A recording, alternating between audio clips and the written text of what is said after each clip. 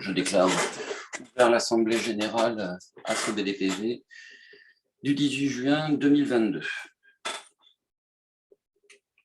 Pendant toute ma présentation et puis celle de Yves-Marie qui aura lieu tout à l'heure, vous pouvez poser des questions.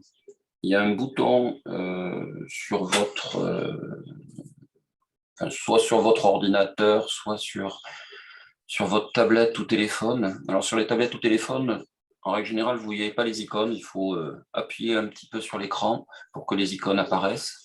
Et vous avez donc une icône qui s'appelle question-réponse. Alors, cette copie d'écran date un petit peu, donc ça ressemble plus à ça. Il y a un QR, si je regarde bien. Q et R. Donc là, vous pouvez poser vos questions au fur et à mesure. Donc, suivant la question, je répondrai en temps réel, ou je prendrai le temps de répondre à la fin de la présentation quand on aura les questions-réponses. Donc n'hésitez pas à le faire en plein milieu de la présentation. Voilà. Donc petit message du président que j'avais intégré donc dans le PowerPoint que vous aviez déjà reçu. Je passe dessus, ce n'est pas le plus important.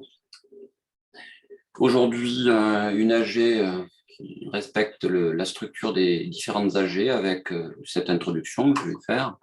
Après, on passe sur le rapport moral et financier qu'il faudra voter, que certains ont déjà voté. Alors, cette année, peu de votes. Il y a eu un petit souci informatique. Je vous en parlerai tout à l'heure. Je ferai le bilan de 2021.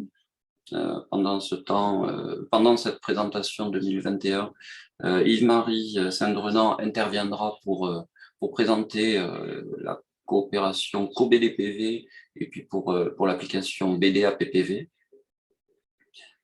On parlera de 2022 et enfin on finira par les questions diverses.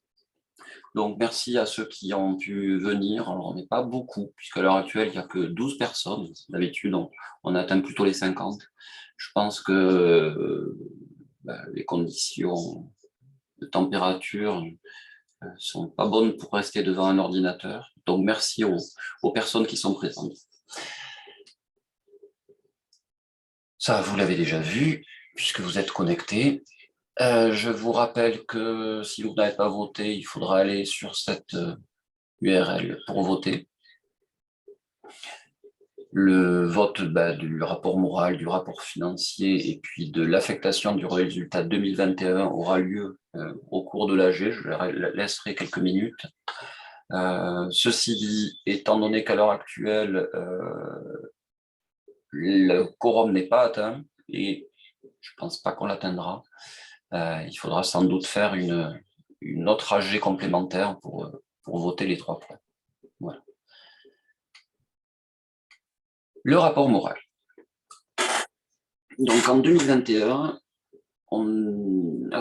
BDPV a continué sa progression par rapport au Linky.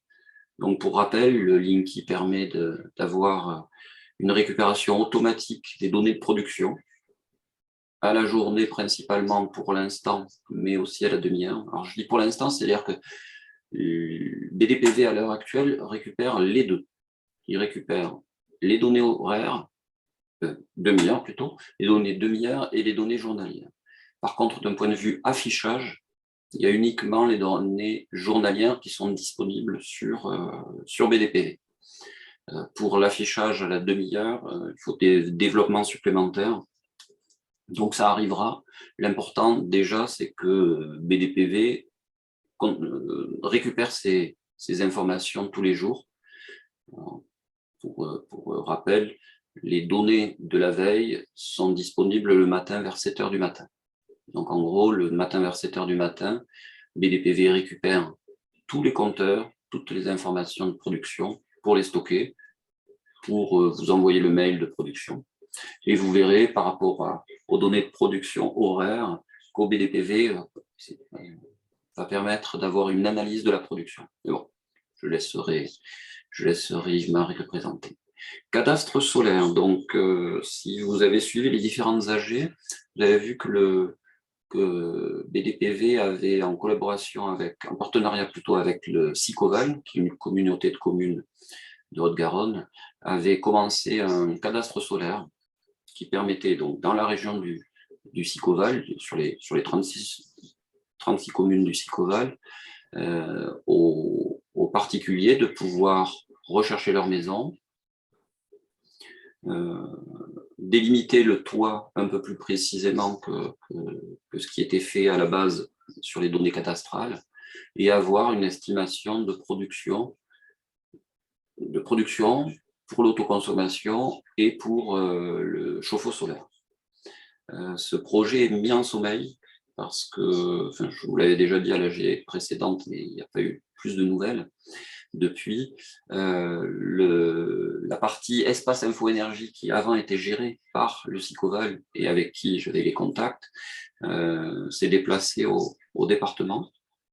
Et depuis, le projet avance beaucoup moins bien. Donc pour l'instant, il est mis en sommeil, peut-être qu'il est mis en sommeil pour très longtemps. Je l'espère pas, mais bon, le projet existe et il peut être adapté à d'autres endroits. Concernant CoBDPV, il va y avoir une présentation juste après. Même chose pour BDAPPV. Donc CoBDPV, c'est un partenariat avec, entre AssoBDPV, Mine Paris, et puis Lucison un petit peu aussi. Et BDAPPV, là, c'est une application qui a été faite avec Mine Paris. Je vais laisser donc Yves-Marie Saint-Drenan prendre la parole et partager ces slides pour présenter CoBDPV. J'espère que tu es prêt, Yves-Marie. Voilà, j'ai coupé mon partage. À toi maintenant. Juste que tu me donnes l'autorisation. Ah, parce que tout à l'heure, oui, comme j'ai fermé Zoom, ça s'est enlevé. Désolé. Les aléas du direct, comme on dit. Voilà, c'est bon. Tu peux y aller. Et tu peux mettre la caméra si tu es présentable, évidemment. Oui, aussi, attends. Alors, 2 secondes. Juste le temps de... Non, mais on prend son temps. Je suis allé très vite. Je ne sais pas si c'est la chaleur, mais...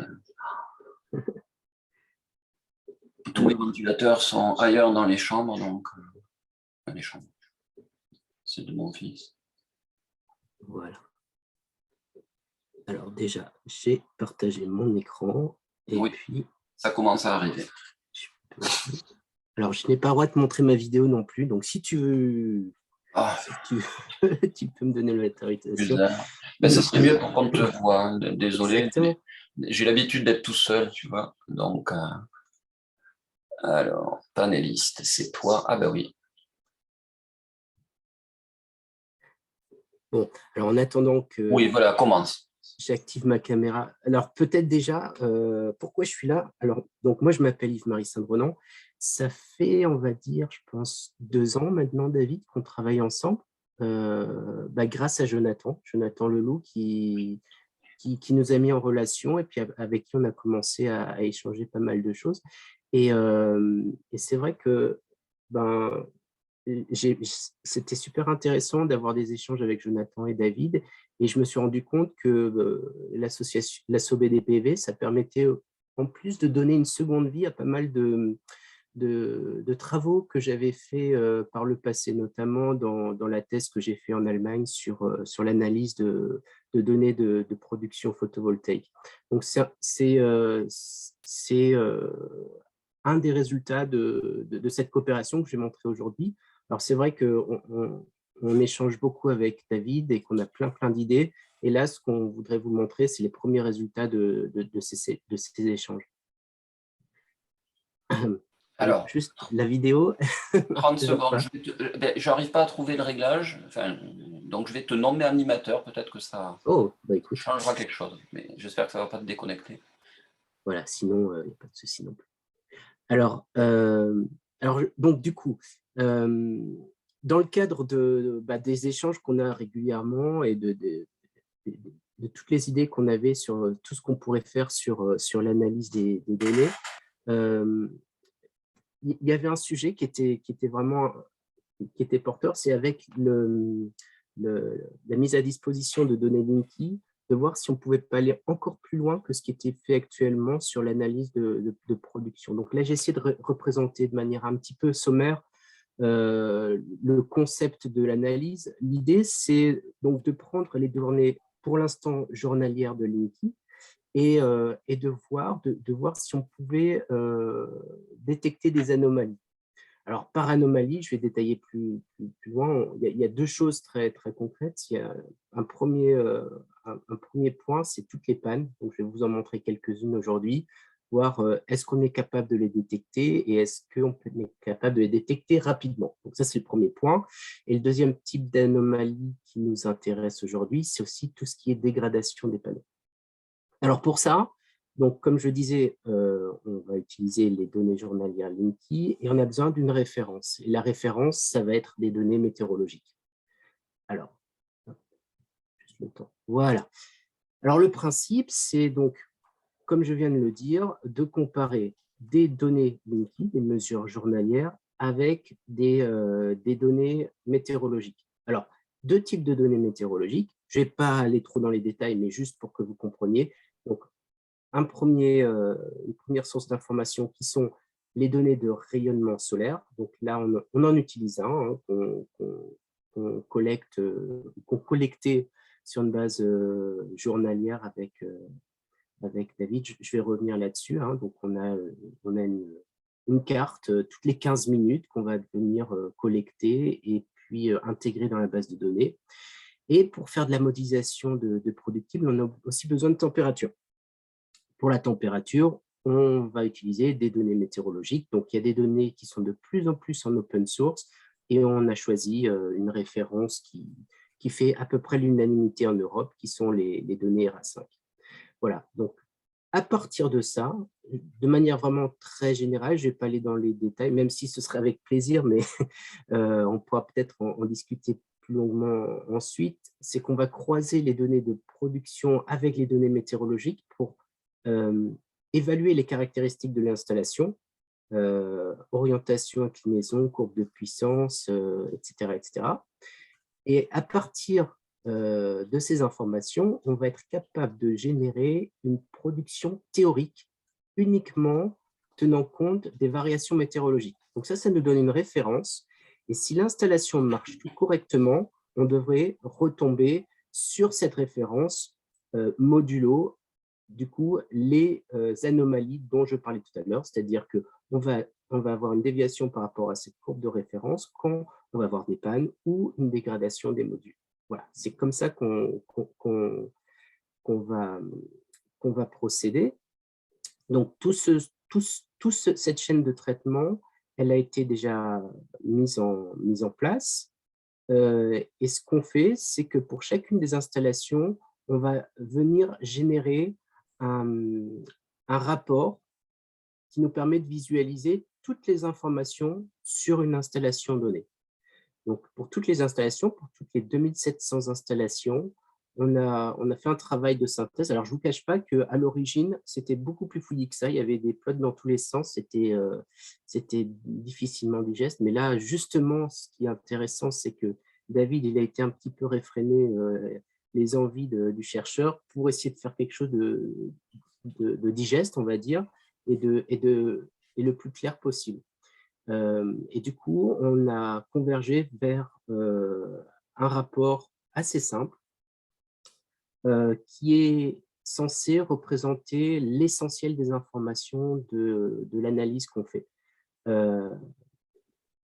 Donc, voilà, deux points à retenir, c'est qu'on va venir, tout ce rapport, ces différentes figures que vous pouvez voir sur le panel de gauche, représente une comparaison entre la production simulée, ce qu'on peut voir en rouge dans les deux panels supérieurs à gauche, et la production réelle, mesurée par le Linky, qui sont les courbes bleues.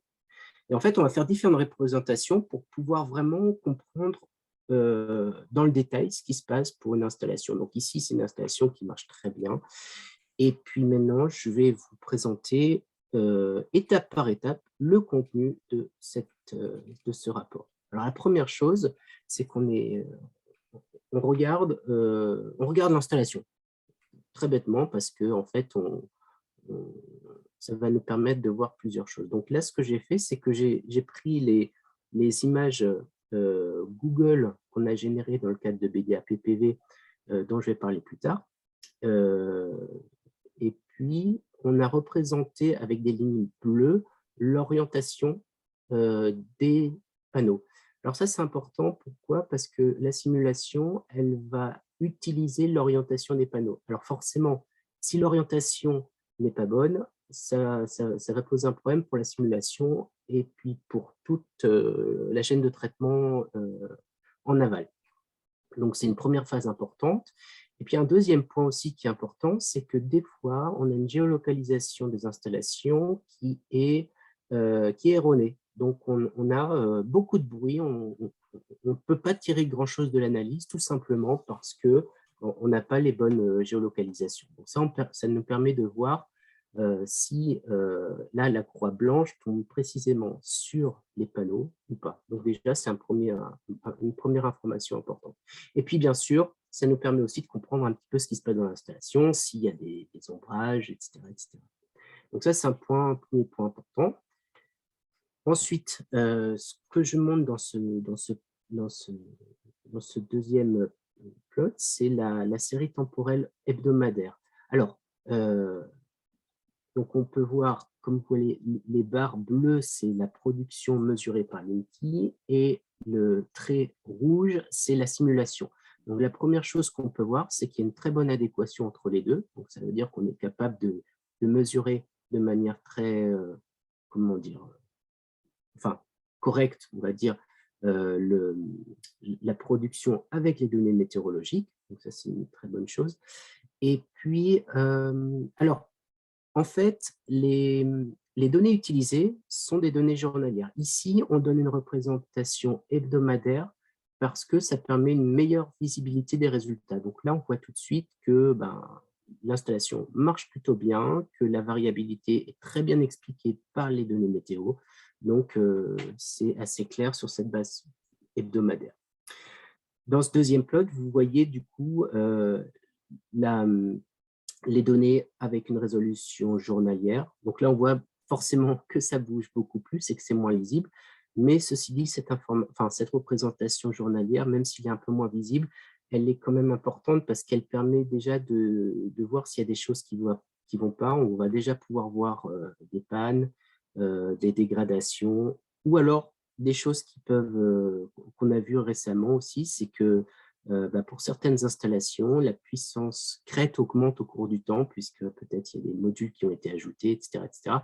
Donc voilà, cette représentation importante.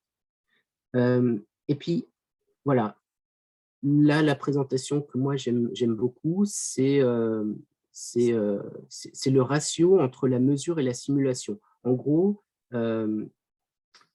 ça représente de manière grossière un petit peu le rendement. Si on est autour de 1, c'est que ça marche bien. Alors, on a pris comme maître étalon le rendement au début de la base de données, au début de l'archive. On dit que ça, c'est notre référence. Donc, on dit qu'au début de la vie du début du moment où on a des mesures, on va définir un ratio qui est égal à 1 et puis on va voir comment il se comporte au cours du temps.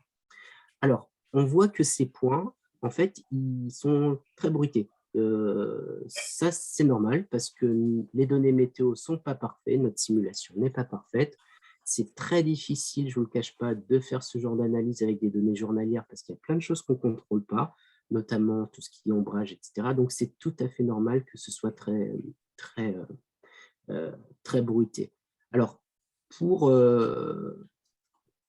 gérer ce bruit, ce qu'on a fait, c'est qu'on a fait passer un filtre de Kalman. Alors, je vais passer les détails, mais c'est juste un filtre qui va venir nous donner une information sur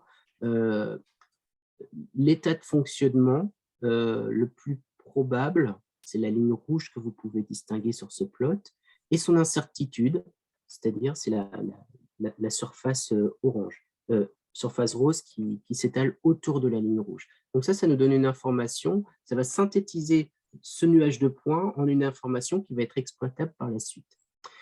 Et ensuite, ce que vous pouvez voir, la droite pointillée noire représente une régression qui donne la tendance de ce nuage de points. Et ça va nous permettre, comme vous allez le voir plus tard, de visualiser la dégradation des modules. Alors, ce que j'aime bien aussi, c'est qu'on a représenté donc, sur ce plot aussi les caractéristiques principales de l'installation, la puissance crête, l'onduleur et puis le type de module, ce qui peut être utile pour capitaliser un petit peu sur ce qu'on va apprendre de ces analyses. Alors, donc vous voyez ici, de coup, on a une droite de tendance avec une décroissance de moins 0,15% par an, donc ça c'est plutôt une bonne installation. Et en fait, ce qu'on a fait, c'est qu'on a représenté du coup cette décroissance. Ici, vous pouvez voir le moins 0,15% par an. Alors, je vais essayer de... Est-ce que j'ai un pointeur? Normalement, j'ai un pointeur, juste que je le trouve. Non, c'est pas grave. Et si tu bouges ta souris, c'est pas bon? Alors, je ne sais pas si vous la voyez. Oui, si. Ah, super, très bien. Alors, donc, le moins 0,15, en fait, il est représenté sur cette représentation par le trait vertical rouge. Et en fait, la première question qu'on peut se poser, c'est est-ce que c'est bon ou c'est pas bon? Alors, quelques experts pourront tout de suite lire dans la mare de café et dire pas de souci, moins 0,15, c'est bon. Mais qu'en est-il quand on a des installations qui ont des dégradations plus grandes? Est-ce qu'il faut s'inquiéter ou pas? Donc, pour répondre à cette question, ce qu'on a fait, c'est qu'on a superposé dans ce diagramme ici la distribution de toutes les installations de BDPV. Donc, on a fait cette analyse de décroissance pour les 2700 installations presque, pour lesquelles on avait suffisamment de données pour faire des analyses de dégradation. Et voilà ce qu'on a donné. Donc là, on a la majorité des installations qui ont une dégradation entre 0 et moins 1% par an. Et puis alors, ça va jusqu'à moins 20%. Mais on s'est limité à moins 3%. Je vais vous montrer aussi des beaux cas. Mais ça, je trouve que c'est intéressant parce que ça permet aussi de mettre en relation les performances d'une centrale avec l'ensemble de BDPV, et c'est quelque part aussi la philosophie de l'association. Donc ça, c'était une superbe idée de David, d'ailleurs. Voilà. Alors ensuite, voilà. Et après, ce qu'on a résumé ici, c'est la liste des pannes. Alors, je vous en ai pas encore montré, je vais vous les montrer, mais ici, sur ces rapports ici, on va faire une liste de toutes les périodes pour lesquelles on a eu des pannes. Et on a quelques résumés en bas du graphique. Donc, alors, les pannes. Voilà ce que ça donne, les pannes. Alors, je suis désolé, hein, en fait, ce qu'on va faire pour détecter les pannes, c'est qu'on va venir, comment dire, on va faire une détection de changement. Alors, je vais essayer de ne pas rentrer trop dans les détails, mais on va détecter des points de rupture dans ces séries temporelles. Donc là, on voit très clairement que là, il y a une rupture et ensuite, on a une deuxième. Donc, on va venir isoler ce type de période. Et ensuite, on va comparer la valeur moyenne des données de ratio mesure sur simulation par rapport à la tendance. Et s'il y a une sous-production, on va venir assigner une panne. Et à ce moment-là, on va venir intégrer la période, le début, la fin, avec l'importance de la panne. On a un système d'ampoule, en gros, il y a 3 niveaux. Niveau 1, c'est une panne pas trop grave, donc on le dit quand même, mais bon, c'est pas grave, je vais vous en montrer ensuite. Niveau 2, vous pouvez le voir, et niveau 3, c'est une panne qui est beaucoup plus importante ou qui dure beaucoup plus longtemps. Voilà. Et du coup, on va venir représenter graphiquement sur les 3 séries temporelles la zone dans laquelle on aura pu détecter cette panne. Voilà. Et puis, on va venir, bien sûr, la lister dans cette liste d'alerte. Voilà. Ici, vous avez une panne mineure. Donc, on peut voir que par rapport à l'exemple suivant, ce qu'on peut voir, c'est que la différence entre les deux, c'est que le delta ici, enfin la différence entre la normale et ce qui se passe pendant la période est beaucoup plus marquée que pendant cette période-là. Donc, on a attribué un niveau 1 à cette panne. Donc, il se passe quelque chose, hein, on peut le voir très clairement sur les données journalières, un peu moins sur les données hebdomadaires. Ici aussi, c'est assez clair. Mais comme la différence, elle n'est pas significative, c'est du niveau 1. Alors, on pourra en parler ensuite. La question, c'est qu'est-ce qui se passe? Là, c'est vraiment la question suivante qui m'intéresse, mais du coup, on en parlera après. Pour l'instant, l'objectif, c'est de comprendre et d'identifier ce genre de comportement. Donc voilà, donc là, c'est un premier exemple de panne. Alors, juste pour vous en montrer d'autres. Donc voilà, donc l'exemple que je vous montrais tout à l'heure, c'est un niveau de panne 2 et puis un niveau de panne 3. C'est là, très clairement, on a une sous-production très marquée pendant une période assez longue. Voilà, donc le genre de panne. Et, il y a une deuxième exemple que j'aimerais vous montrer aussi, c'est les dégradations.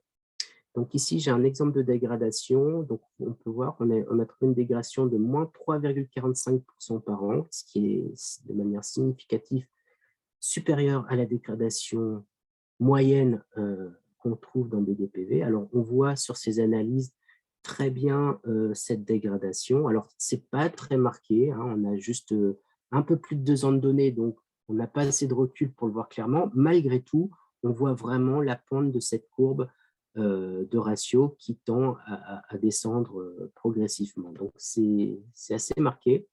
On le voit un petit peu sur les données journalières. Hein, on voit qu'ici, il y a une sous-production alors qu'ici, on est bien. Et puis, ben, on voit qu'on est sur ce graphique-là très clairement sous l'ensemble de BDPV. Un autre exemple de dégradation un peu plus marqué. Donc là, on a moins 5,15%. Donc là, on voit que, on le voit, enfin, c'est exactement ce que je viens de dire dans l'exemple précédent, sauf que tout est beaucoup plus marqué. Vous allez voir ici que la barre rouge, elle est bornée à moins 3, c'est-à-dire qu'on ne va pas plus loin, parce que sinon, pour aller beaucoup plus loin, ce qui perdrait en visibilité. Et du coup, on a une alerte aussi ici, c'est-à-dire qu'au-delà de 1, je ne sais plus, 1,5%, je crois, on a pensé créer une alerte sur des dégradations qui sont significatives. Et puis un dernier exemple aussi, alors c'est les fameux modules PhotoWatt qui ont des dégradations qui sont spectaculaires. Donc là, j'ai pris un exemple avec une dégradation de moins 12% par an. C'est vraiment incroyable, sachant qu'on peut en trouver qui vont jusqu'à 20% dans la base de données. Alors, voilà, franchement, c'est un cas d'école. On peut aussi remarquer que y a des artefacts hein, sur ces nuages du point. Ça, c'est dû au fait que toutes les méthodes statistiques que j'ai mis en place pour estimer la courbe de puissance de l'installation, elles ont un peu du mal avec des dégradations aussi fortes. Donc, il y a quand même des petites choses à vous montrer. Donc là, on vous montre une version en cours de réalisation. Il y a encore des petites choses. Mais là, déjà, on voit qu'on capte très clairement cette information. Et puis, parce que je ne voulais pas non plus finir sur des cas, comment dire, des cas spécifiques. Ce qui nous intéresse, c'est quand même d'avoir une confirmation du fait que les installations fonctionnent bien. Donc, je voulais vous montrer quand même ce qu'on souhaiterait voir tout le temps, c'est-à-dire des cas optimaux. Donc là, un cas où une installation fonctionne très bien, on le voit très bien, qu'il y a une dégradation qui est raisonnable, on a une bonne adéquation entre la simulation théorique et la production, et c'est ce qu'on aimerait voir de plus en plus grâce au travail qu'on est en train de faire. Un autre exemple, exactement les mêmes conclusions. Et voilà, maintenant, quand même, ce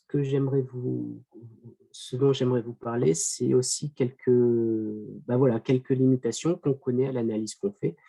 Alors, le premier, c'est que dans les analyses qu'on fait, on a une incertitude assez grande en hiver. Donc, on va générer peut-être plus de pannes au début en hiver parce que l'incertitude de notre méthode est plus grande.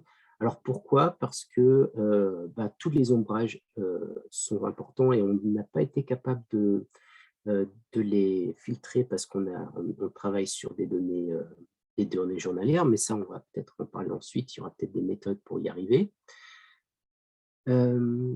Deuxième point, voilà, c'est l'ombrage. Donc, on peut voir ici qu'on a des détections de panne systématiques en hiver pour une installation. Alors, je ne suis pas sûr, donc là, je vais voir si je ne me suis pas trompé, mais je pense que c'est une installation qui doit avoir un ombrage, parce qu'on a au mois de décembre, janvier, systématiquement une sous-production.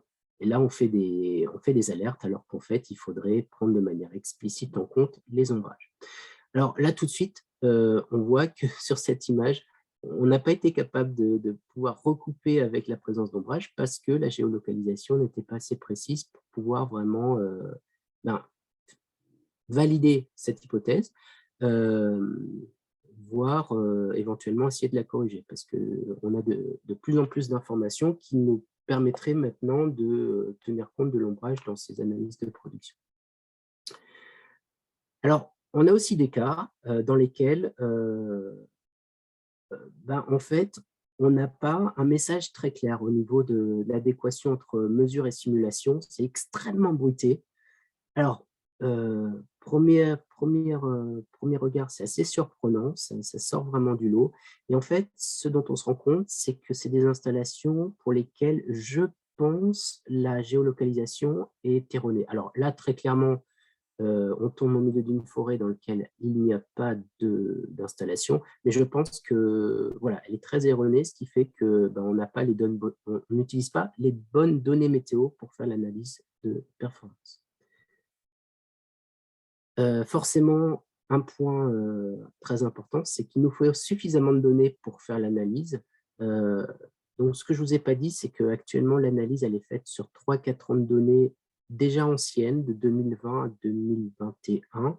Et on avait pas mal d'installations pour lesquelles on n'avait pas encore beaucoup de données Linky. Là, ce qu'on va faire dans la suite, c'est qu'on va mettre à jour cette analyse en tenant compte de données plus récentes, ce qui fait que le problème de données limitées pour avoir des conclusions pertinentes va être beaucoup moins gênant. Et puis, voilà, il y a quand même des situations où on doit dire de manière tout à fait honnête, on ne comprend pas ce qui se passe. Donc, on a quelques installations comme ça où il se passe des choses et voilà, on aimerait bien comprendre. Donc, on va sûrement revenir vers vous pour se dire, voilà, qu'est-ce qui se passe, comment peut-on expliquer ce genre de courbe? C'est aussi un travail qu'on aimerait faire aussi de manière collaborative avec vous. Et justement, j'en profite pour, pour conclure cette première présentation.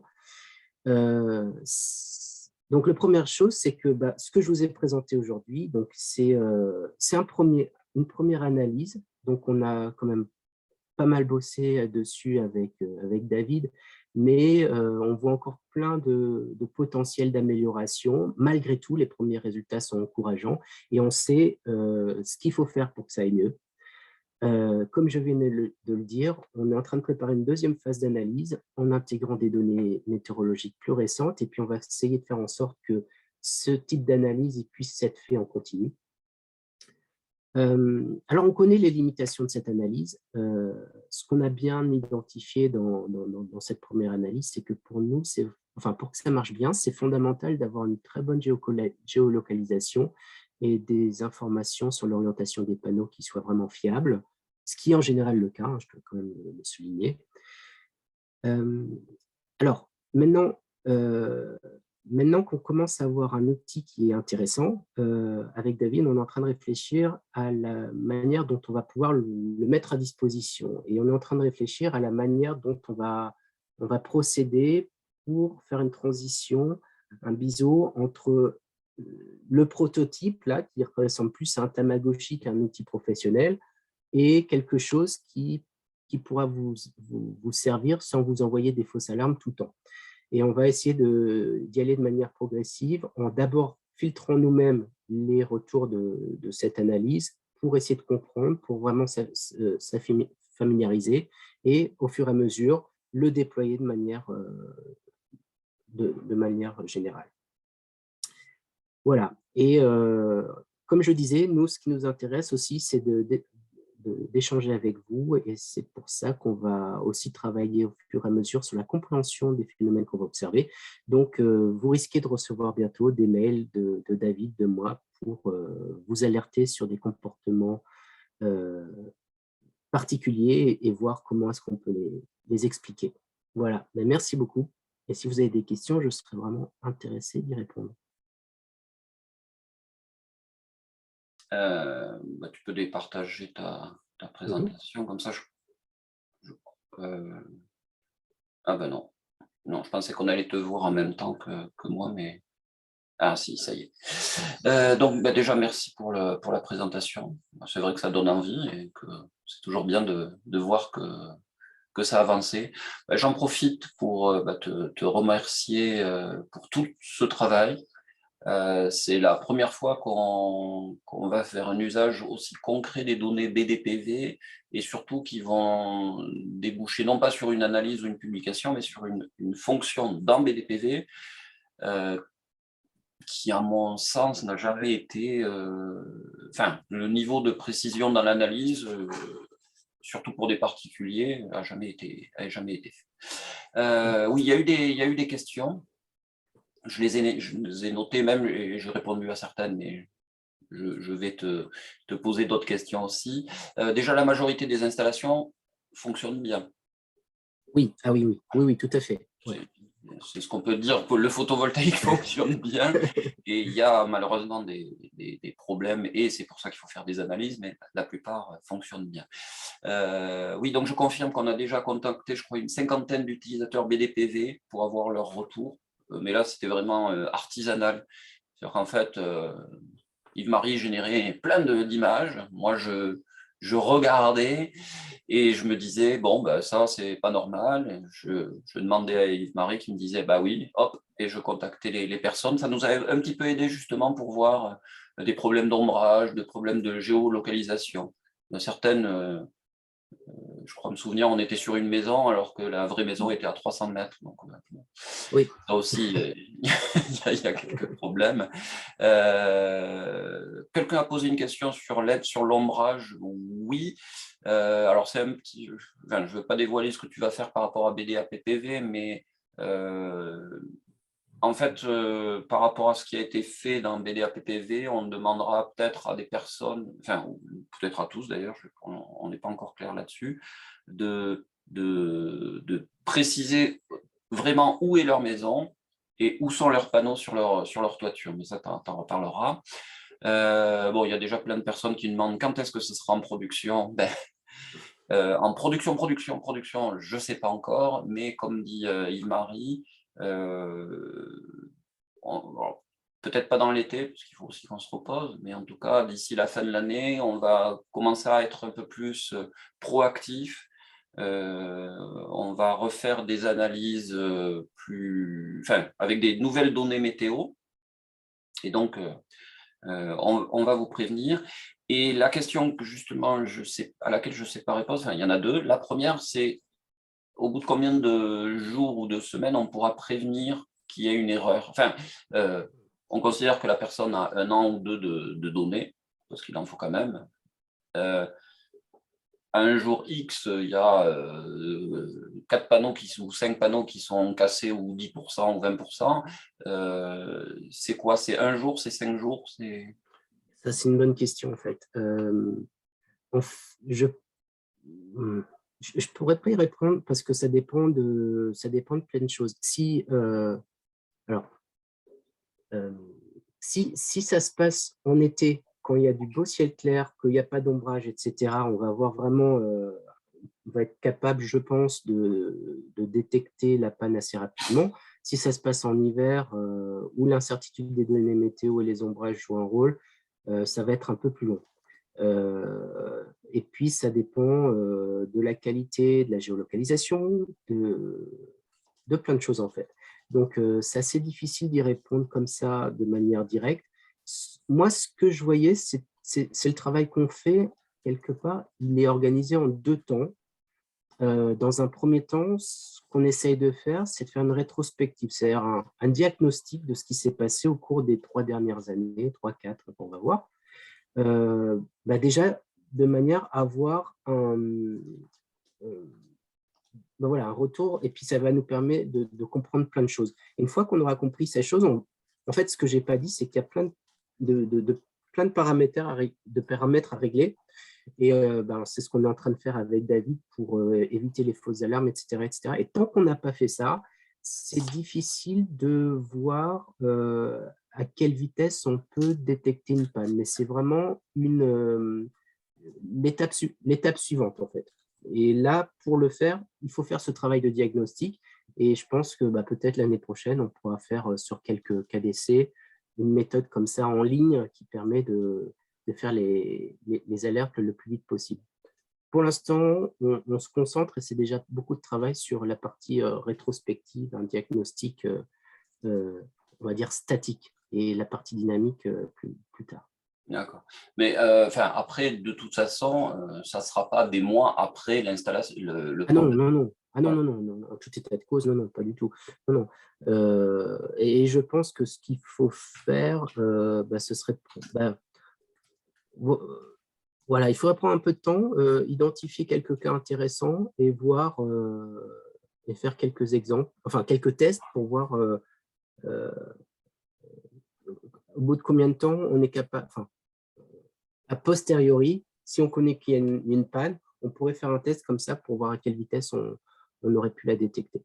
Donc, voilà, ça fait partie des étapes supplémentaires. Et en fait, je tourne un petit peu autour du topo, hein, mais c'est parce que Non, c'est une non, je suis question désolé. qui n'est pas facile, mais c'est clairement l'objectif. Après, voilà.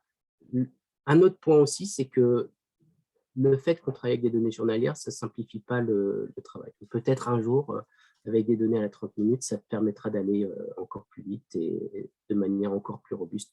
Mais bon, on ne veut pas trop s'engager non plus parce que déjà sur… Oui, oui, oui.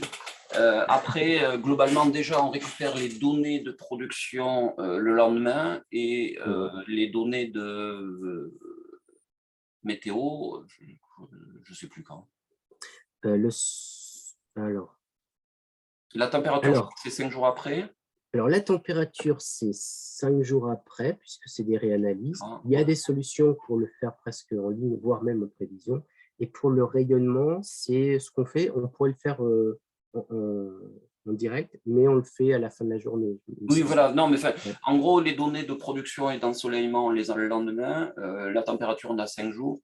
De toute façon, s'il y a une perte totale de production, moi, je n'ai pas besoin de tes analyses, je le vois, puisqu'il y a zéro de production, donc on prévient de suite les personnes par mail ou par SMS s'ils ont rempli. Donc, globalement, voilà, s'il y a une perte de 10% et que c'est sur 2 semaines, ce n'est pas grave non plus. Voilà. C'est ça, oui, c'est ça. Après, donc, il y avait une personne qui demandait est-ce que c'est que pour la revente totale? Donc, alors j'en profite pour vous dire que quand vous allez sur votre interface, donc sur une tablette, si vous cliquez sur l'image ou sur l'ordinateur, vous allez sur Q&R, vous voyez toutes les questions qui ont été posées et toutes les réponses que j'ai apportées. Donc, quelqu'un a demandé si c'était réservé à la revente totale. Alors, j'ai répondu oui et non. Alors, c'est plus simple sur les Linky, sur les reventes totales, parce que on reçoit les informations une fois que vous avez donné l'autorisation qu'on les récupère le lendemain. Sur les installations en vente sur plus ou en autoconsommation, le Linky, lui, il ne voit pas la production, il voit que l'injection. Donc, pour ces installations, on peut le faire, mais que si on récupère automatiquement la production. Alors, j'ai donné l'exemple des onduleurs en phase. Si vous avez un envoy, on récupère la production le lendemain. Ou si vous avez une âme d'informaticien ou un système domotique qui utilise l'API BDPV, qui nous envoie aussi la production. Donc, en gros, globalement, ce n'est pas une question de revente totale ou pas, c'est une question de récupération de la production. Voilà, c'est tout. Et c'est plus simple grâce au Linky, et je sais que les gens qui n'aiment pas le Linky ne doivent pas aimer ce que je dis. Alors, quelqu'un demandait le pas géographique sur les données météo, le niveau de précision, et là, j'avoue que je ne sais pas du tout. Je ne sais plus les carrés de combien on a fait. Alors, ça, je peux répondre. Alors, comme j'ai essayé de l'expliquer tout à l'heure, on a 2 sources de données météo. Alors, le premier, c'est la température. Donc là, on utilise des données… alors, ERA5, c'est des réanalyses, c'est un modèle météo qui va venir absorber toutes les mesures qui sont faites de par le monde. Donc, c'est vraiment le nec plus ultra c'est vraiment le nec plus ultra en termes de modèle météo. Alors, c'est pas de la prévision, c'est de la rétrospective, on va dire. La résolution spatiale est de 31 km actuellement. La résolution temporelle, c'est 1 heure. Et pour la température, les modèles météo marchent très, très bien. Donc là, il n'y a pas de souci. En plus, bon, la température, c'est vraiment du second ordre pour la modélisation de la production PV. Donc, de ce côté-là, tout va bien. Pour le rayonnement, ce qu'on utilise, c'est des données satellites. Alors, il y a un satellite géostationnaire qui est au-dessus du golfe de Guinée et qui prend des images de la Terre toutes les 15 minutes. Et en fait, il y a des méthodes sur lesquelles je travaille aussi par ailleurs à l'école des mines pour transformer ces images en rayonnement solaire. Donc, la résolution temporelle, c'est une image toutes les 15 minutes. La résolution spatiale, c'est juste en dessous du satellite, ce qu'on appelle le nadir, c'est 3,3 km par 3 km. C'est la taille des images, des pixels sur les images. Mais nous, on n'est pas juste en dessous du satellite, on est à des latitudes un peu plus élevées. Du coup, les pixels dans nos régions, elles font 4 fois 6 km. Donc, c'est un peu plus grossier. Mais bon, ça permet déjà quand même de faire des choses intéressantes. Et comme on fait une agrégation journalière, c'est tout à fait suffisant. Et ensuite, au niveau de la précision des données satellites, elle est relativement bonne. On avait fait pas mal de tests. Bon, par ailleurs, on avait comparé différentes sources de données. Comment est-ce que je pourrais dire ça? Ouais, c'est de l'ordre de 70 watts par mètre carré, l'incertitude. Donc, on est autour de... Ouais, je ne voudrais pas dire de bêtises, mais en absolu, on est... Voilà. Enfin bon, c'est largement suffisant pour nos travaux. D'ailleurs, on le voit très bien quand on a des installations pour lesquelles tout marche bien, on a vraiment une super adéquation entre la simulation et les mesures. Donc déjà, ça, c'est une bonne validation des choix qu'on a faits. De manière... Enfin, moi, ce que j'aurais tendance à dire, c'est que les incertitudes viennent surtout des effets qu'on ne contrôle pas sur les centrales, sur l'environnement, les ombrages, des écrêtages, des choses comme ça. Donc, c'est surtout ça qui va produire une incertitude sur les analyses qu'on va faire et, je pense, moins les données météo. Bon, ben parfait. Alors, Julie, quelqu'un qui pose une question sur les coordonnées GPS et la protection des données CNIL. Donc, j'étais en train de répondre, mais je vais répondre directement. La base de données est enregistrée à la CNIL et les données GPS ne sont jamais. Là, on est dans le cadre d'un partenariat avec GoBDPV, donc c'est-à-dire qu'en fait, c'est un partenaire qui ne divulgue pas et ne diffuse pas les informations GPS et autres informations de BDPV. Il n'a que les coordonnées GPS, il n'y a pas les mails et autres. Et dans d'autres cas où on partage la base de données à d'autres personnes pour lesquelles il n'y a pas de partenariat, les données GPS ne sont pas les bonnes. Elles sont aléatoires à, je crois que c'est 3 km près. Voilà. Après, les premiers contrats de vente totale vont s'arrêter dans 5 ou 6 ans. La récupération de données Linky va alors devenir impossible. Oui, je dirais dans 5 ou 6 ans, je ne sais pas où est-ce qu'on sera. Et dans l'absolu, je ne suis même pas sûr que les compteurs Linky disparaissent. Bon, je ne sais pas encore. Voilà. C'est une bonne question, mais bon, si dans 6 ans, on est... Je ne sais pas. Déjà, j'aimerais qu'on aille jusqu'au bout de l'expérimentation, et puis ça sera bien. J'avais une autre question, mais je ne la retrouve plus. Bon, ben, tant pis. Alors, je suis désolé, Yves-Marie, mais tu vas reprendre la suite pour continuer à parler. Et D'accord. maintenant, parler de BD APPV. La dernière question, c'était sur SMA. Donc, Oui, oui, ben j'ai oui. répondu qu'on allait y travailler dessus, mais SMA est un petit peu compliqué pour la récupération. Il faudra que je change de méthode de récupération.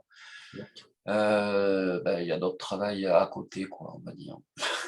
Bois un Oui. petit peu si t'as pas bu. Parce que moi, depuis tout à l'heure, j'arrête pas de boire et j'ai toujours soif. Et c'est à toi pour la suite. Ok, je repars du coup pour un tour. Et alors, juste, voilà. Et voilà, donc un deuxième point de notre collaboration. Donc, vous avez sans doute vu passer des messages sur BD APPV, la base de données d'apprentissage profond PV. Donc voilà, on voulait juste vous réexpliquer le pourquoi, le comment et quel était l'objectif de ce nouvel outil, de ce nouveau service qu'on est en train de mettre en place avec David. Alors, première question, pourquoi BD APPV? Voilà, donc on était en train de travailler du coup sur les analyses de prod et il y a eu quand même pas mal de sollicitations, des demandes d'accès à la base de données BDPV pour des applications de détection de panneaux solaires. Alors, je ne sais pas si vous connaissez, mais il y a une recrudescence actuellement de méthodes statistiques, notamment basées sur ce qu'on appelle le deep learning, c'est des réseaux de neuros profonds qui permettent de faire des traitements d'images et de détecter, entre autres, des panneaux solaires. Et ce type d'application connaît actuellement un essor, c'est-à-dire que de par le fait qu'il y a quelques méthodes qui commencent à marcher vraiment bien, notamment la méthode Deep Solar, de par le fait que de plus en plus les gens du domaine mettent à disposition leurs méthodes en open source, ce qui fait que c'est très simple de réutiliser ces méthodes. Maintenant, le problème, c'est que on ne peut pas réutiliser les méthodes simplement comme ça, il faut souvent les réentraîner, c'est-à-dire qu'on ne peut pas prendre la méthode développée, entraînée sur la Californie et l'utiliser en Bretagne. Ça ne marche pas tout de suite, donc il faut prendre des données locales pour faire un apprentissage. Donc, c'était quelque part la motivation de toutes les requêtes qu'on avait par rapport à ce point-là. En parallèle de ça, donc à l'école des mines, on est en relation avec le gestionnaire de réseau de transport RTE, qui fait vraiment un travail remarquable pour améliorer l'intégration des énergies renouvelables et notamment des installations photovoltaïques. Alors, ça peut paraître surprenant, mais il y a une manque totale d'informations du gestionnaire de réseau de transport RTE sur les installations de moins de 1 MW crête, parce que ces installations-là, elles n'ont pas besoin d'être télémétrées et même les informations sur l'orientation, l'inclinaison qui sont peut-être disponibles chez Enedis ne remontent pas toujours, enfin Enedis et les différents ELD français, ces informations ne remontent pas toujours chez RTE. Donc il y a un vrai problème, enfin un vrai problème, il y a un vrai manque d'observabilité et ce qui fait qu'il y a une incertitude sur l'estimation de la production produite en France par toutes les installations particulières. D'ailleurs, ils appellent ça le photovoltaïque diffus. Et du coup, il y avait un travail qui était parti pour détecter les petites installations sur des images IGN ou des images Google, des ortho-images, et puis essayer d'estimer leur orientation et inclinaison. D'ailleurs, c'était le lancement d'une thèse CIFRE, donc, dans laquelle je suis impliqué avec RTE, avec un super doctorant qui s'appelle Gabriel Casmi, que je remercie encore pour tout le travail qu'il fait.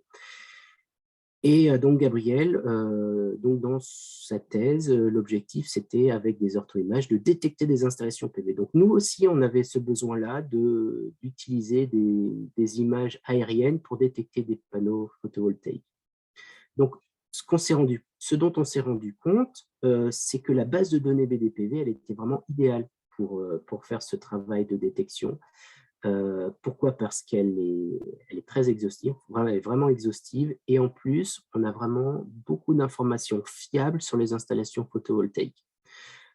Et du coup, en échangeant régulièrement avec David, on s'est dit que, au lieu de subir cette situation et d'envoyer systématiquement des dumps de la base de données de manière un petit peu non coordonnée, ce serait peut-être plus intéressant d'accompagner de manière proactive le besoin, dont l'objectif, quelque part, c'est d'améliorer l'intégration et la promotion du photovoltaïque. Et c'est ce qui a amené à la création du service BD APPV. Alors, BDAPPV, on a essayé de le résumer comme ça, en 3 étapes. Donc très... Alors, je vais aller vraiment dans les détails après, mais déjà pour que vous ayez cette vision d'ensemble. Donc, on a une première étape qui consiste à créer des images. Bon, pour chacune des installations contenues dans BDPV, on va venir générer une petite image comme ça, qui va ensuite être utilisée dans une deuxième phase d'annotation, que je vais venir détailler plus tard. Et les résultats de l'annotation vont être à la fin exploités pour générer une information qui va être exploitable par les gens qui veulent utiliser ces données pour faire de l'apprentissage de méthodes statistiques. Alors, la première étape, la préparation des images. Comme je disais, on prend la base de données BDPV avec toutes les informations qu'elle contient et on va générer des images. Alors, un point très important, hein, c'est que la confidentialité de la géolocalisation des installations est préservée. C'est-à-dire que ces images-là, elles sont générées par BDPV et ensuite, dans toute la suite du traitement, on a une image dont on ne connaît pas la localisation. Donc ça, c'est important parce qu'on ne sait pas à quelle installation elle correspond, on ne sait pas... et voilà, et cette image, elle n'est pas géoréférencée de manière à préserver la confidentialité des installations. Ensuite, comme vous l'avez sans doute vu, on a fait 2 campagnes d'annotation. Une première campagne en utilisant l'API Google. Donc là, c'est les images que vous voyez ici, qui sont des images Google. Et on a fait une deuxième campagne d'annotation plus récente en utilisant le service mis en œuvre par l'IGN. Ensuite, une fois qu'on a toute cette archive d'images, on passe à la phase d'annotation. Alors, il y avait 2 phases d'annotation. Une première phase de détection de panneaux. Donc, cette première phase, en fait, elle était censée être vraiment très simple, très rapide, mais du coup partielle. L'idée, c'était, première chose, c'était d'exclure des images sans panneaux, et puis d'identifier dans l'image des zones où on a beaucoup de clics de manière à pouvoir recentrer l'image pour une deuxième phase, une phase un peu plus exhaustive dans laquelle on ne va pas simplement cliquer sur les panneaux, mais détourer les panneaux. Et on pourra ensuite, ce qui est intéressant dans cette deuxième phase, c'est qu'on peut aussi détourer plusieurs panneaux. Un point aussi intéressant, c'est que pour chacune des phases, on ne fait pas une seule annotation. C'est-à-dire qu'on va demander à plusieurs annotateurs, plusieurs personnes, d'annoter les images, ce qui va nous permettre ensuite de recouper les informations et de s'assurer que on a une information qui est robuste, qui est fiable. Je vais vous montrer quelques exemples par la suite. Alors, juste pour rappel, donc, les deux phases. Donc, la première phase, je ne sais pas si vous vous rappelez, c'était plutôt ludique. Hein, c'était qu'on nous présentait une mosaïque d'images comme ça. L'objectif, c'était de cliquer sur les modules photovoltaïques. La deuxième phase était un petit peu plus compliquée. C'était de détourer avec un polygone chacune des installations. Et on pouvait avoir, comme vous pouvez le voir ici, sur une image, plusieurs zones de panneaux photovoltaïques qui étaient détectées. Voilà, et toutes ces données, maintenant, on est en train de... Donc voilà, on vient de terminer la deuxième campagne d'annotation, et ce qu'on est en train de faire, c'est de de faire tout un travail de synthèse, d'analyse de ces données, de les mettre en forme, de manière à les mettre en accès libre. Ce qu'on aimerait faire, c'est un data paper, puisqu'on a ça permettra aussi d'augmenter l'impact du travail. Et ce qu'on aimerait surtout, avant tout, c'est que ce travail soit jugé utile par le plus grand nombre d'acteurs et contribue aussi au développement du photovoltaïque en France. Donc ça, c'est un point important pour nous. Alors, un petit retour sur la campagne de crowdsourcing. J'ai vraiment été épaté par l'efficacité du forum du photovoltaïque, de l'association des petits producteurs par BDPV. C'était vraiment incroyable. La campagne d'annotation a été extrêmement rapide. Alors, quelques retours. Donc là, c'était pour la première campagne sur les images Google. On a eu 1901 utilisateurs. C'est quand même quelque chose d'incroyable. Presque 300 000 clics et 68 polygones délimités. Donc, c'est vraiment des chiffres incroyables. Donc là, ce que je vous ai représenté, c'est le nombre de clics au cours du temps par jour. Donc, on voit, à la meilleure période, on était à plus de 10 000 clics par jour. C'est vraiment des chiffres qui sont incroyables. Là, c'est la distribution du nombre de clics par utilisateur. Je ne vais pas rentrer les détails, mais c'était vraiment pour montrer l'impact. Et puis, je trouvais ça vraiment aussi intéressant de vivre en réel l'aspect collaboratif de ce travail. C'était vraiment quelque chose de très enrichissant. Voilà, donc maintenant, la balle est dans notre camp. Et ce qu'on voudrait faire, c'est rendre hommage aux utilisateurs en rendant les données qui sont générées utiles au plus grand nombre et faire en sorte que tout ce travail soit utile à RTE, mais tous aux acteurs du photovoltaïque en France et ailleurs. Alors, juste pour rappel, donc du coup, on a généré une base de données, enfin, on a généré une archive qui est vraiment impressionnante avec 28 000 images passées en revue, 13 000 masques de segmentation. Je referai une présentation peut-être plus tard quand on aura un petit peu fini ce travail pour que vous puissiez en comprendre les détails. Ce qui est vraiment unique aussi, c'est qu'on est capable de faire le lien entre les images et les caractéristiques des installations, ce qui permet de faire plein de choses vraiment intéressantes. Voilà, vous avez compris, notre objectif, c'est vraiment que ce travail ne soit pas monopolisé par nous, mais qui profite au plus grand nombre. Donc, voilà, on a hâte qu'il soit mis en accès libre.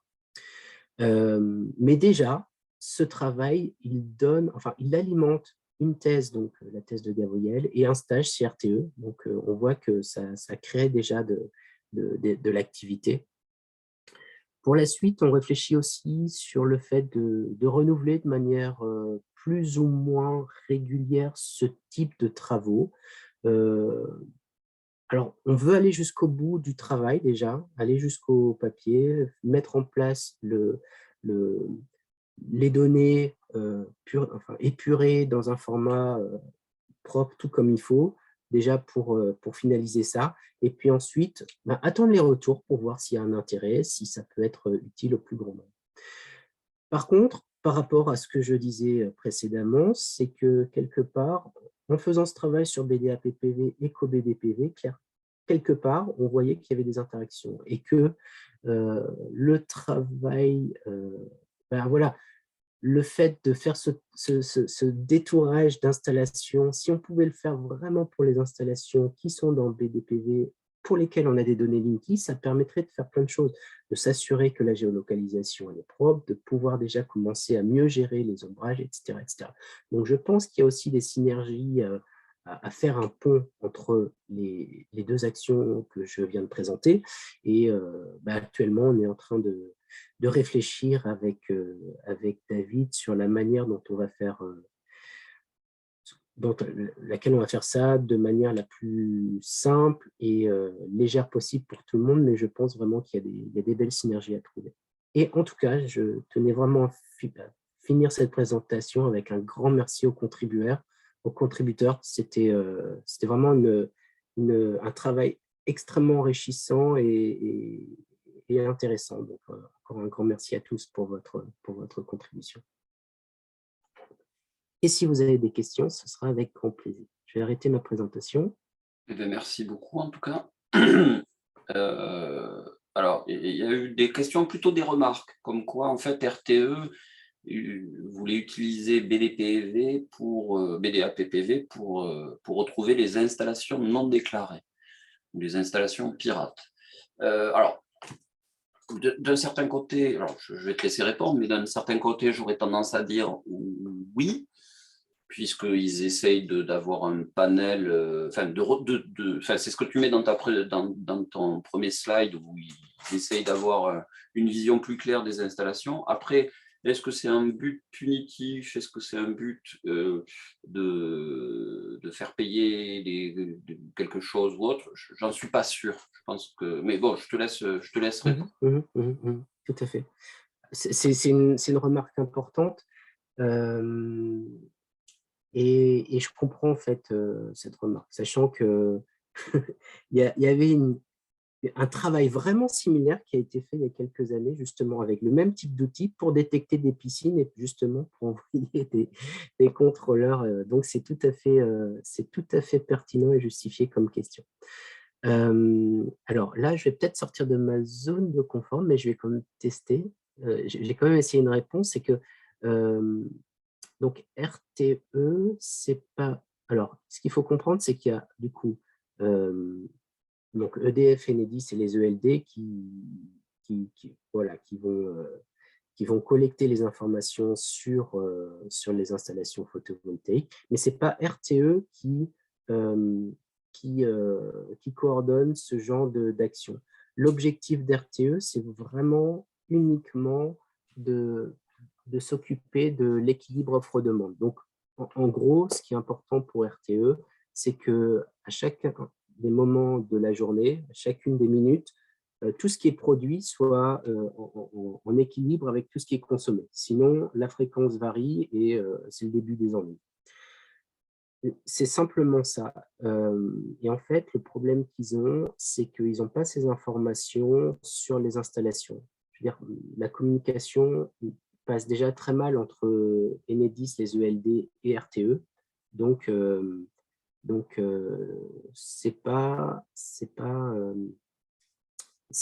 enfin voilà, c'est pas la mission de RTE de faire ça. Après, est-ce que la CRE ou la DGEC va se lancer sur des activités similaires? Ça, je ne sais pas. Mais en tout cas, ce que je peux vous dire, c'est que du coup, ce sera pas RTE qui fera ce genre de choses. Je peux vraiment le dire pour être en contact quasiment hebdomadaire avec eux. Leur but, c'est surtout que le réseau ne tombe pas, quoi. Pas voilà, c'est ça. Et en fait, pour expliquer la motivation de ce travail, c'est que, bon, vous savez tous, il y a eu des scénarios d'évolution du système énergétique français à l'horizon 2050, avec différents scénarios. Donc on peut en penser ce qu'on veut, mais ce qui était intéressant, c'est que, première chose, c'est que l'évolution du photovoltaïque a été considérée comme essentielle par RTE, c'est-à-dire que quels que soient les scénarios, le développement du solaire, il est énorme.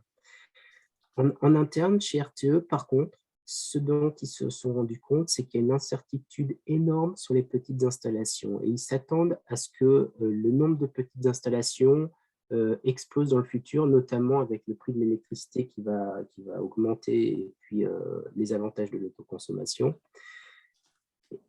Et le problème, c'est que cette incertitude sur les petites installations va faire que si on a vraiment beaucoup d'installations pour lesquelles on sait peu de choses, ça va être vraiment difficile de les gérer. Et du coup, ça a été identifié comme un des freins très clairement pour le développement du photovoltaïque en France. C'est-à-dire qu'on ne peut pas soutenir un développement tel qu'affiché si on continue à avoir cette incertitude sur les petites installations et leur production, leur production et ainsi assurer l'équilibre offre-demande. Donc, il y a eu quelques analyses qui ont montré que ça allait coûter une fortune de gérer cette incertitude. Donc voilà, c'est vraiment dans ce contexte-là, pour lever cet obstacle-là, que ce travail est fait, de se dire, bon, ben, ce qu'on fait, c'est on, on essaye d'améliorer l'observabilité des petites installations en essayant de les détecter, de les caractériser et d'intégrer ça dans des algorithmes pour assurer l'équilibre frauduleux.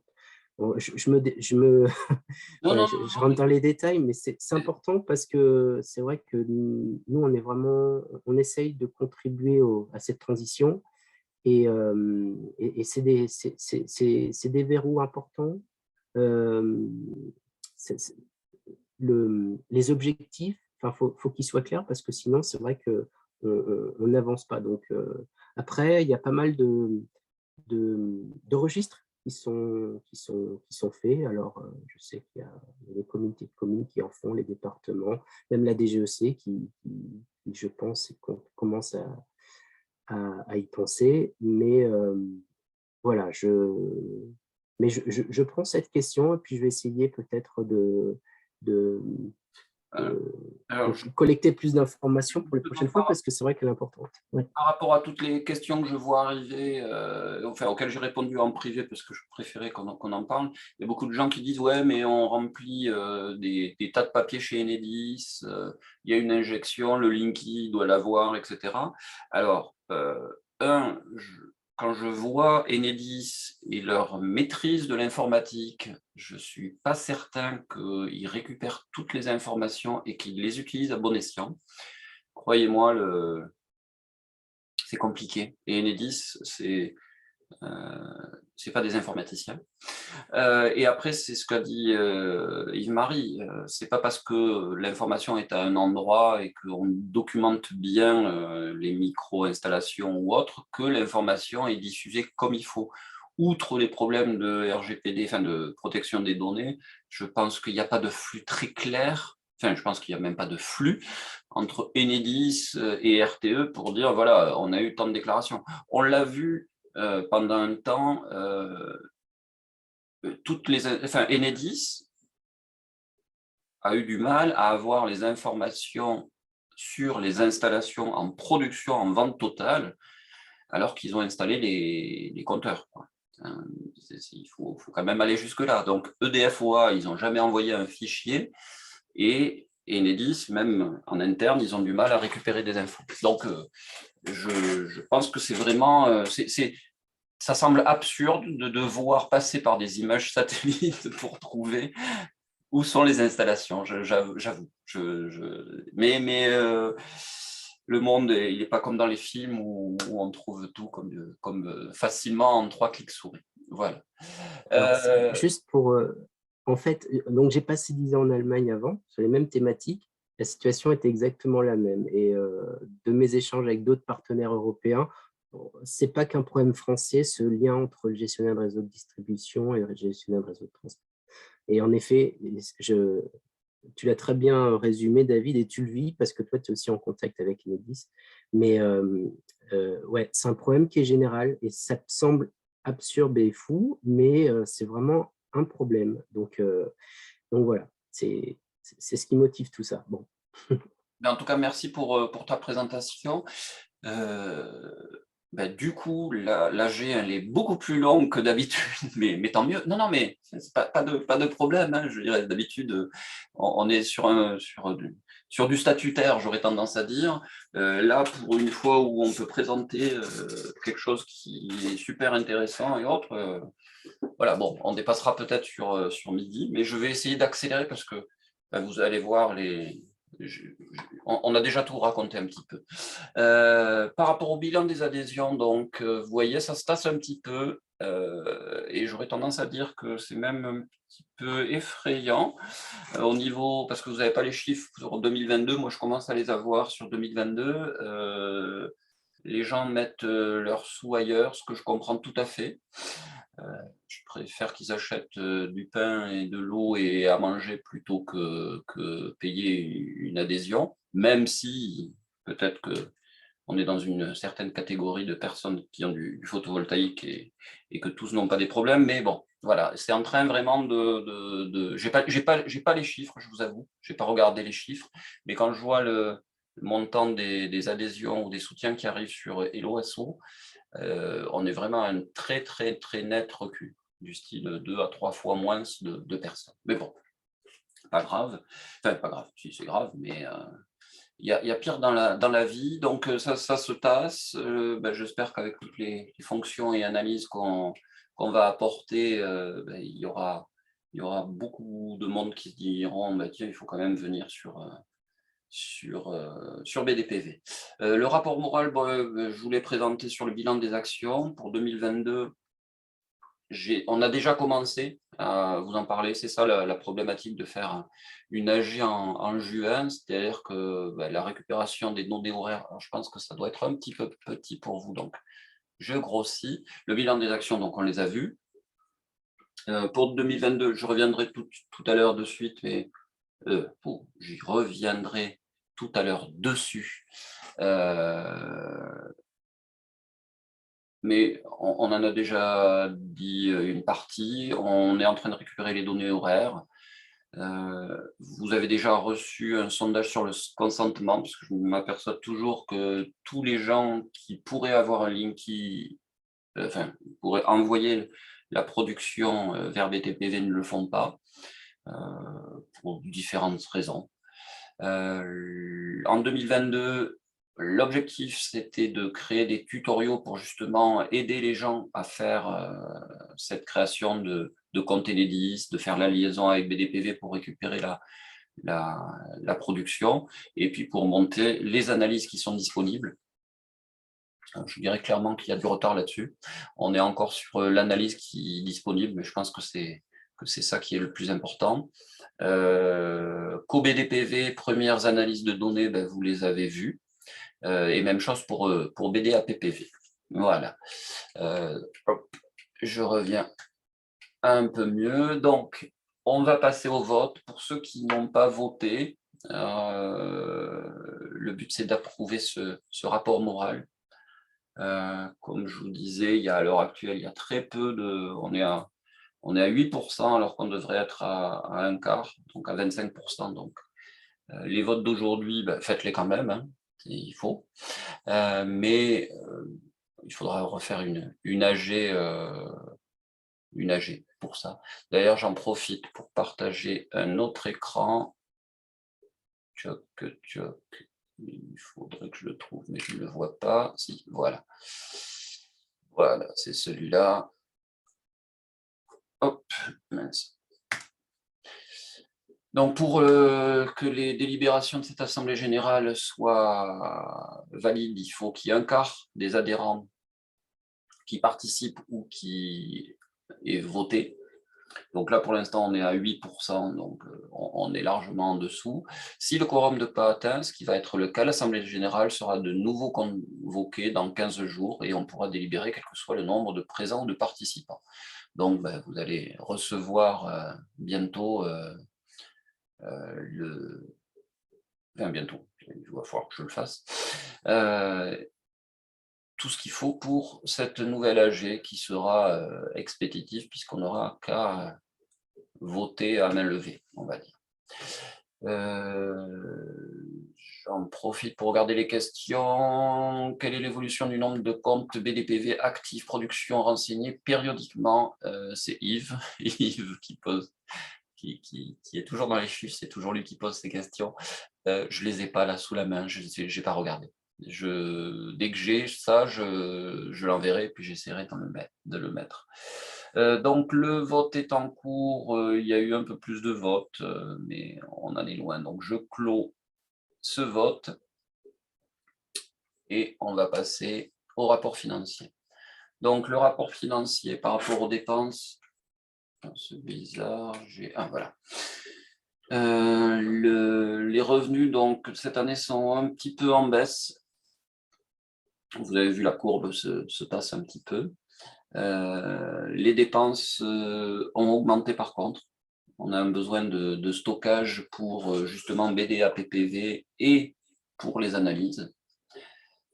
Donc c'est pour ça que les serveurs coûtent un peu plus cher, et c'est pour ça que le solde reste positif, mais moins que d'habitude. On a quand même un solde des comptes, donc on a 27 000 € encore sur les je vais y arriver, sur le livret de l'association, mais comme je vous disais, les cotisations sont un petit peu en berne, les dépenses sont en augmentation parce que les nouveaux serveurs et puis les espaces de stockage, c'était en milieu d'année précédente, donc en 2022, ça va coûter beaucoup plus cher. On risque d'avoir encore plus de besoins de stockage parce que les données de météo, on va essayer d'aller rechercher depuis 2018 ou avant, et ça prend des gigas et des gigas. Alors, il y aura peut-être une possibilité comment dire, d'aide financière de RTE, mais il faut en discuter. Le vote n'est pas ouvert pour les anciens adhérents n'ayant pas cotisé à nouveau. C'est une question, et oui, pour pouvoir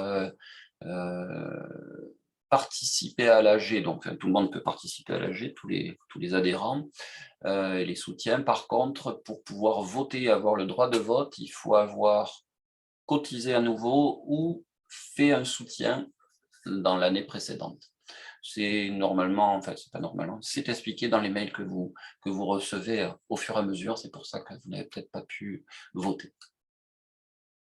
D'un point de vue dépenses, vous voyez, on dépense plus de 53% pour les serveurs BDPV, et toujours une grosse partie pour les mails et les SMS qui sont envoyés. Alors les mails, c'est principalement les relances, mais surtout les mails de production. C'est-à-dire que quand vous avez une automatisation de la production, soit par le Linky, soit par Enphase ou des choses comme ça, vous recevez un mail tous les jours qui vous donne la production de la veille et des 10 jours précédents. Donc ça, ce volume de mail coûte un petit peu cher. Et ce qui coûte un petit peu cher aussi, c'est les SMS. Vous avez la possibilité donc d'enregistrer votre numéro SMS. Là encore, il est crypté et on ne le partage pas, on ne le diffuse pas. Pour recevoir, dans le cas où vous avez une récupération automatique, une alerte de production, alors à l'heure actuelle, quand la production est à 0. Si, on l'a vu dernièrement, enfin les dernières semaines, il y a eu beaucoup d'orages, il y a eu beaucoup de gens qui ont eu leur installation qui ont disjoncté, et le lendemain, si ça n'était pas aperçu, BDPV leur envoyait un SMS, s'ils avaient configuré leur SMS, pour leur dire hier, il n'y a pas eu de production, ça serait bien de vérifier. J'ai eu quelques mails pour me dire que ça avait bien servi de recevoir ce SMS. Depuis que le Linky a été mis en place, je ne sais plus, je crois que c'était l'année dernière. Enfin, on va dire que c'était pleinement opérationnel depuis 2020-2021. Il y a eu plus de 700 personnes qui ont reçu un mail ou un SMS les prévenant que leur installation était en erreur, enfin, ne produisait plus. Parmi celles-là, il y a eu une cinquantaine, c'était parce qu'il y avait de la neige sur les panneaux, mais tout ça pour vous dire que cet investissement en SMS et mail sert bien pour prévenir les gens des problèmes sur leur installation. Et avec les nouvelles analyses de COBDPV, on va faire une extension de ce système d'alerte pour prévenir si on détecte quelque chose. Voilà. Donc là, on va être amené à voter le bilan financier. J'espère que vous l'avez lu, puisqu'il y était. Donc, on a une comptabilité qui est avec un vrai logiciel de comptabilité. Là, je remets tous les chiffres, sauf que je vois qu'il y a une petite erreur. Il n'y a pas eu 27 000, il n'y a pas eu 279 000 € de cotisation. Je vous laisse faire le calcul, c'est 8371,50 moins 5574,15. Il faudra que je corrige, donc je me le note, corriger le rapport financier. Je vous demande quand même de le voter, malgré cette petite erreur qui peut être corrigée. Et de voter aussi au vote numéro 3, qui est l'affectation. Alors, pour rappel, l'affectation, c'est simplement que on a un résultat positif, on ne va pas le dépenser en champagne et en caviar, on va le réinjecter dans les comptes pour l'exercice suivant. C'est un apport. Comptablement, il faut le faire. Donc, je vous laisse quelques minutes, on va dire secondes, puisque je vois que les chiffres ont déjà bougé, pour faire l'approbation du rapport financier et l'approbation de l'affectation du solde.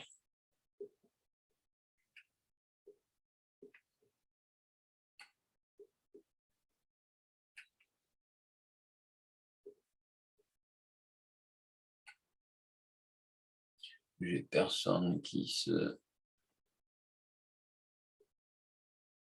Attendez, dans la discussion, non, il n'y a pas de discussion, personne qui me dit laissez-moi du temps, donc je vais terminer le vote 2 et le vote 3.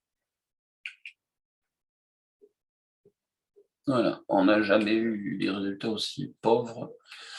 19 votes sur 377, 20 votes sur 377 et 20 votes sur 377. Comme je vous le disais, c'est dû principalement au fait qu'il y a eu un bug informatique et d'habitude, quand on arrive à l'AG, on a à peu près 250, 300 votes exprimés sur les 400. Donc, on est largement au-dessus du quorum. Et là, cette fois-ci, on ne l'a pas eu. Donc, le quorum n'est pas atteint. On refera une AG. Balance analytique comparative définitive. Donc là, je ne vais pas passer sur ces 3 pages plutôt. Vous les avez dans le PowerPoint qui vous avait été envoyé. Donc, je vais remettre à jour ce PowerPoint pour la part des cotisations au niveau financier. Si vous avez des questions sur cette balance analytique ou sur la balance définitive, il n'y a aucun souci. Vous pouvez faire un mail à asso@bdpv.fr pour poser vos questions. L'année dernière, je n'ai pas eu de questions, mais l'année d'avant, j'avais eu des questions et après, les réponses, je les envoie à tout le monde pour information. Et vous pouvez aussi avoir le grand livre de compte si nécessaire. Voilà. Un petit peu. Pour 2022, je l'ai déjà présenté dans le rapport moral, donc je ne vais pas y revenir dessus. On continue les analyses de données. Vous allez être mis à contribution pour nous aider à faire des rapports de données et puis des rapports d'analyse les plus précis possibles. Sur votre installation en particulier, on vous demandera sans doute de préciser la localisation, où sont les panneaux, en utilisant ce qu'on a fait sur BDAPPV. Et puis, je ne sais pas comment on va le faire, si on passera par les listes de diffusion ou si on passera par le forum photovoltaïque. Mais sur des installations sur lesquelles on a des doutes ou on se pose des questions, on mettra les analyses en vue pour demander l'avis et puis peut-être une expertise. Voilà. Budget prévisionnel, franchement, je pense qu'il est faux. C'est ce que je vous disais. Je pense qu'on n'atteindra pas sauf rebond dans les 6 mois qui arrivent. Mais bon, quand j'ai fait cette planche, c'était en mars, j'avais encore espoir par rapport au début de l'année. Et par rapport au budget prévisionnel, comme je vous disais, il va y avoir une augmentation plus importante. Comme je ne savais pas trop l'estimer, je ne l'ai pas mis. Bon, il fallait mettre des planches. De mon côté, j'ai terminé la présentation. Je suis allé très très vite, mais vu que... Hop là, excusez-moi. Vu l'heure, je préférais accélérer. Si vous avez des questions, n'hésitez pas. Alors, il y a eu pas mal de questions pendant la présentation et je vous en remercie. Là encore, vous pouvez utiliser le chat pour la discussion ou le questions et réponses. A priori, pas plus de monde. Pas plus de monde. Pas de nouvelles questions. Ce qui va nous permettre de finir un peu plus vite la présentation de l'AG, enfin, présenter l'AG. Je remercie, j'en profite une fois de plus pour remercier Yves-Marie pour tout ce qu'il a fait, pour tout ce qu'il va faire encore, et aussi pour cette présentation, parce que je l'ai trouvée très, très intéressante. Et je pense que ceux qui n'étaient pas là vont regretter de ne pas avoir été là pour poser des questions. Ceci dit, comme à chaque fois, la présentation va être mise en ligne pour présentation de qualité. Oui, tout à fait. Yves-Marie a fait une présentation de qualité. Donc, cet AG va être mis en ligne au plus tôt. Je pense que je vais le faire maintenant, comme ça sera fait. Vous pourrez la revoir. Toujours pareil, n'hésitez pas à poser des questions, n'hésitez pas à revenir vers nous pour dire que vous voulez être bêta-testeur, pour donner votre avis sur BDPV, sur CoBDPV, etc. Voilà. Bien, je vais dire merci à tous ceux qui ont assisté à cette réunion. Merci beaucoup d'avoir pris un petit peu de temps. J'espère que tout ce qu'on vous a présenté vous a plu. Et je déclare l'Assemblée générale 2022 de BDPV terminée. Et merci encore. Allez, bon week-end à tous. Et n'oubliez pas, restez à l'ombre, buvez beaucoup. Bon week-end. Merci David, bon week-end. Merci.